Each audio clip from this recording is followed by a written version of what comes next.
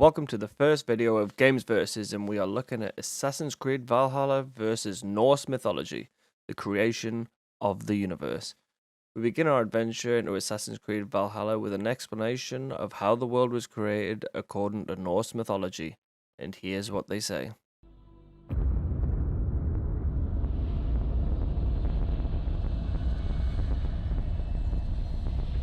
Silence, you children of gods, and heed my tale of time's beginning. All was dark. There was no sand. There was no sea.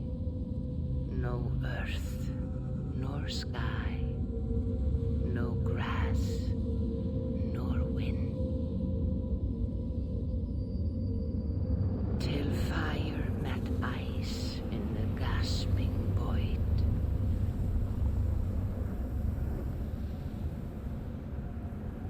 And from this scream came the giant Ymir, first of all beings. Proud Ymir, cruelly killed, yet from whose bones and blood and brains the world was made.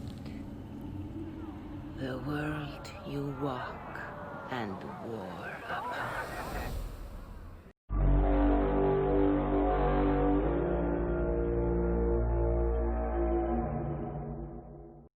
As we saw from the intro, there is a brief explanation of the world's creation, and whilst it is technically accurate, it is the briefest of explanations of the world's creation, and today we are going to expand on this. All was dark, there was no sand, there was no sea, no earth nor sky, no grass nor wind, till fire met ice in the gasping void. The void is where the primordial soup of Norse mythology resides, and this was an abyss known as Ginnungagap, which contained uncontrollable energy and chaotic power which harnessed the ability to create everything but lacked physical form.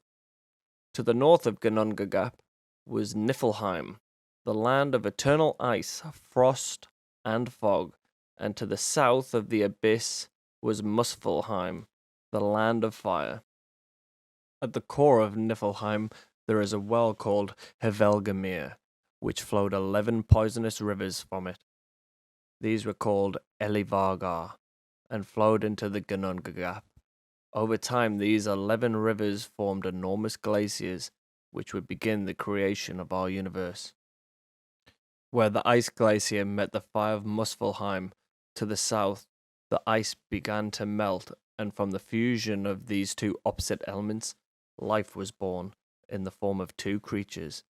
First was Ymir, who was neither male nor female, but both, with likeness of a human, but bigger than any giant there ever has been or ever will be. Ymir is known to be the progenitor of the race of giants, or Jotnar. The second was a cow called Audhumla that supplied Ymir with nourishment in the form of milk which flowed from her 4 udders like rivers. Ymir, although giant in stature, was only a newborn concerned in eating and sleeping, and whilst asleep, Ymir self-created. From his left arm, 2 giants were spawned, whilst his leg spawned a 6-headed Jotun by the name of Thrudgelmir, who would later father Belgemir. The Audhumla cow licked the icy salt glaciers for nourishment, and eventually uncovered piece by piece the first of the gods, Buri.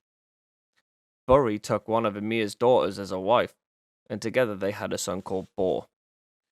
Bor then took Bestla, the daughter of Bolthorn, a Jotun spawned from Ymir, as a wife, and together they had 3 sons, Odin, Vili, and V.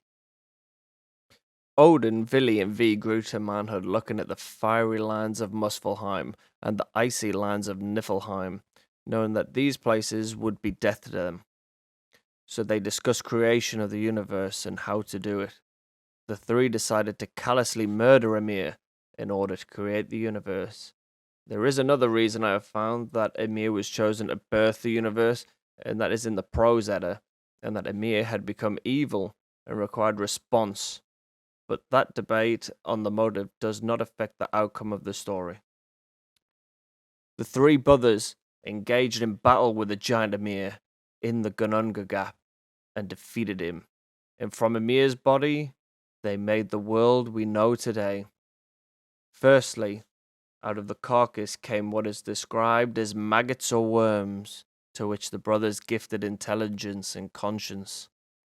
These would become the first dwarves, who would eventually adorn the gods with beautiful armor and great treasures.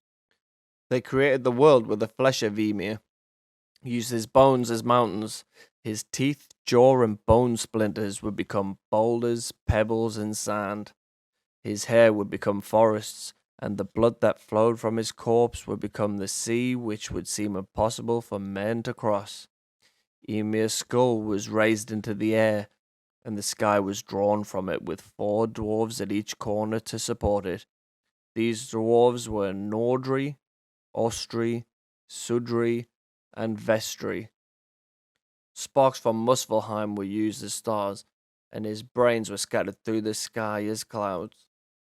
The world was a flat disk, and land was raised from the sea and immediately protected and separated from the area created by the brothers and designated as the world of the giants, Jotunheim, using Ymir's eyebrows as fortification.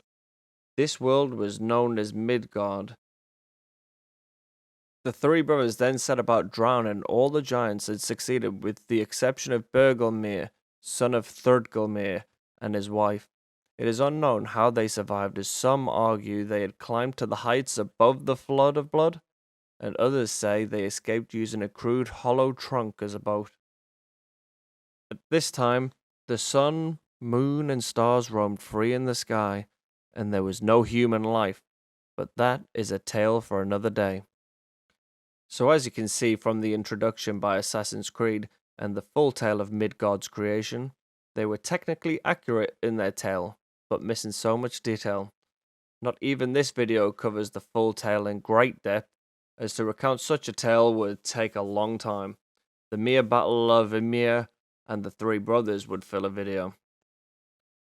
This topic is fascinating, and whilst this video, whether or not Ubisoft were accurate in their depiction, is concluded, it is merely the surface of the creation of our world/universe, with how we become to exist, the days and night cycle, seasons, the calendar, and so forth. So if you'd like to hear more on this topic, let me know down in the comments below, and I can work on Assassin's Creed Valhalla versus Norse Mythology, the creation of the universe, episode 2. I currently have 2 shorts in the work and a Yule special that I hope to release on Christmas Day. So if you like this video and want to see more, you know what to do. Until next time, Taco Vorvel.